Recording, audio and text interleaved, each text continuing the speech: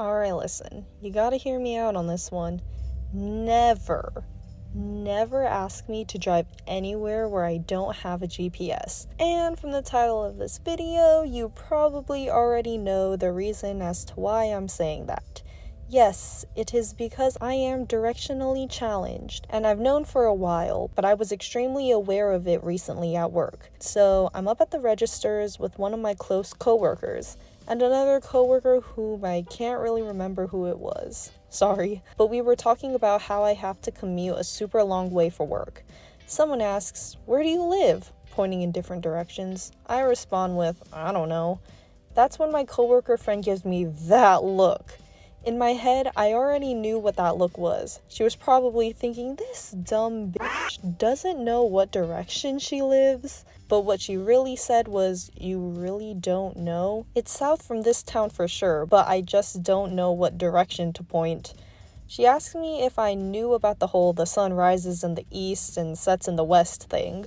I've heard it, but I've never used it actually in my life. And that's the truth. I honestly forgot that saying ever existed till she brought it up.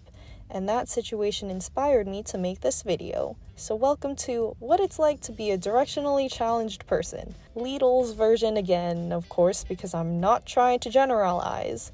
So people ask why I never volunteer to drive. Well, there's a couple of reasons. First two is because I drive like a grandma according to everyone, because I like to drive relatively the speed limit, and also because I have mild driving anxiety when it comes to cars and crowded traffic.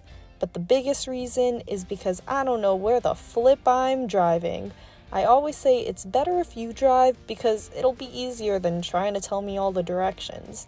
I can literally get from my house to almost anywhere in my town, but the second you say go from this store to this store, I all of a sudden forget what roads are where. It's also very difficult for me to get out of parking lots. And don't laugh, I can feel the judgment through my Photoshop drawing. I don't know about other places, but in California, parking lots have so many different entrances and exits, and some of them are dead ends or lead to other parking spots, so I have no clue where to exit. And you can't just say, "Go back the way you came," because then in my brain, I have to make everything the opposite direction. Like if I turned right to enter, then leaving I have to turn left. And that's too much for my brain to handle. And oh my gosh, don't let me get started on street names and freeway names. University Street? Oh, you mean that street where Target is? 9 3/4 lane? Oh, that street with the train station. Honestly, when people give me directions and they say take 12 all the way down until you hit the I-5 and then exit on Boomerang, in my head, I'm just hearing words. Here's the translation I need. Stay in the left lane and take 12 all the way down, and at the third stoplight, turn right when you see the gas station. Then turn left, but take the leftist left lane. Once you're on that freeway, stay on the right because you'll take the second exit. A lot more work to say and explain, but it's easier for me. I'm not gonna lie though, even if you say I live next to the Target, next to that one Best Buy, I probably will still need directions to get there. I know the general area, but I need more specifics than that. And people wonder why I don't choose to drive.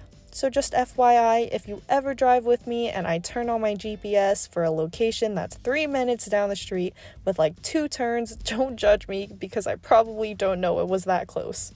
Like seriously.